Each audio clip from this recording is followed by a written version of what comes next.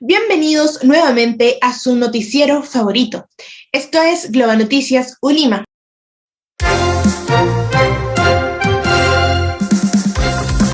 Y el día de hoy les traigo un tema extremadamente interesante ocurrido en nuestro país.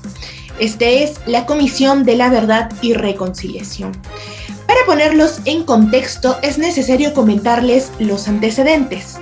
La Comisión de la Verdad y Reconciliación del Perú fue creada en el año 2001, en un difícil contexto político, luego de que el presidente Alberto Fujimori abandonara el país rumbo a Japón y durante el gobierno transicional de Valentín Paniagua. El objetivo principal de esta comisión era investigar los crímenes y violaciones de derechos humanos ocurridos entre mayo de 1980 y noviembre del año 2000, a cargo de los actores del conflicto armado interno, esto es, el Estado peruano y los grupos subversivos Sendero Luminoso y el movimiento revolucionario Túpac Amaru. Intentó profundizar en las causas de esa violencia y en la dura represión militar contra estos movimientos terroristas. Además, se organizó 21 audiencias con las víctimas de la violencia, a las que asistieron más de 9.500 personas. El informe final se hizo público el 28 de agosto de 2003 ante el presidente peruano de ese entonces, Alejandro Toledo Manrique. Nuestra intención es recordar el bochornoso y lamentable episodio que vivió nuestro Perú, para que nadie olvide esta tragedia y podamos buscar un cambio para progresar como peruanos. Con esta pequeña introducción, seguiremos informando a más profundidad este suceso y finalmente concluiremos con puntos importantes sobre esta fuerte y triste historia que abatió a miles de peruanos.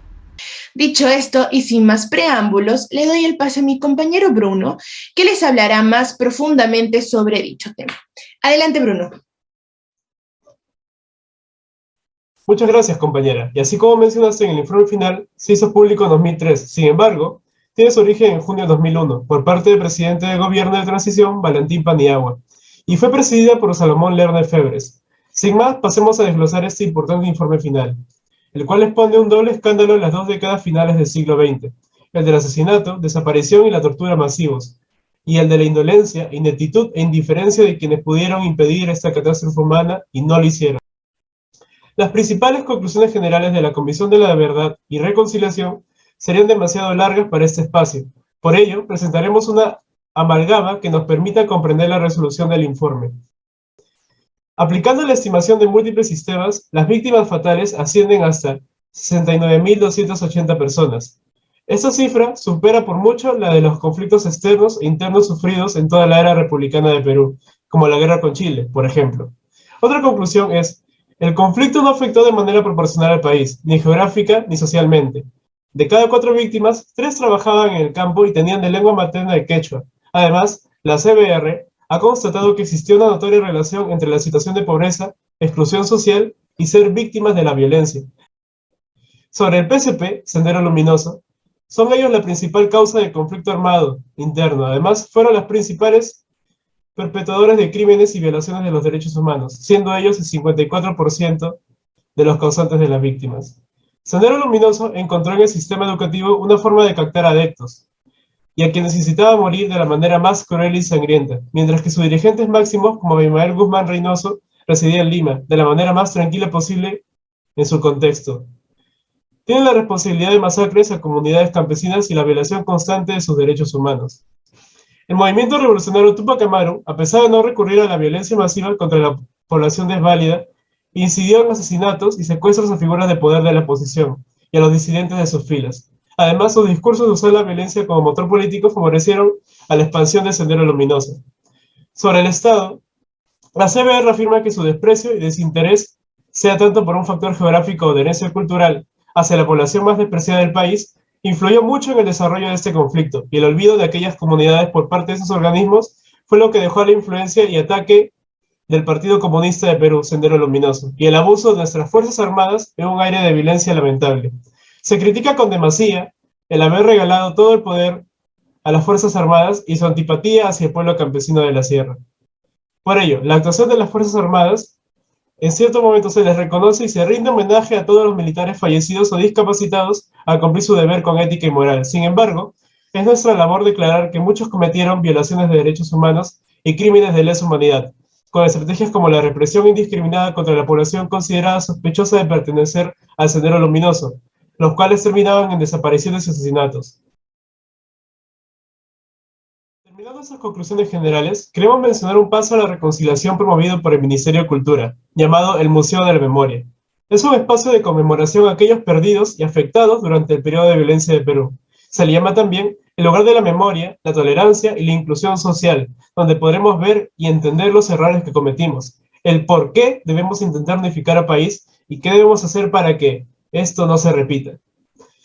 Ahora, sin más, paso con la especialista Annette. Por favor. Se puede observar con claridad que, desgraciadamente, aun con todas esas audiencias y resoluciones que se ha visto el día de hoy, el problema real no ha sido solucionado de raíz. Y ahora nuestro público oyente se estará preguntando exactamente cuál es este problema.